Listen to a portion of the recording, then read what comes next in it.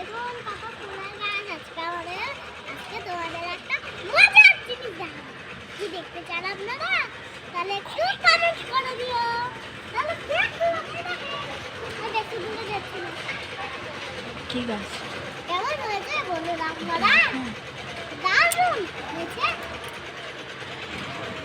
আর এই দেখুন এটা হচ্ছে ডালিম। ডালিম মানে ইংরেজিতে বলছেন। এটা হচ্ছে কি বলেন তো আপনারা?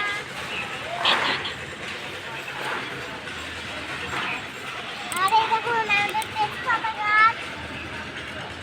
দেখুন আপনারা কখনো অনেকগুলো ছাদে আলু দেখেছেন? এই দেখুন তাহলে আমাদের এটা আলু আছে। দেখুন কতগুলো আলু দেখুন। চলো আমাদের আর আলু কিনতাম না। লঙ্কা লঙ্কা দেখুন। আর একটা ফুলের গাছ দেখুন। এখন ফুল ধরেনি হয়তো। আরে দেখুন লঙ্কা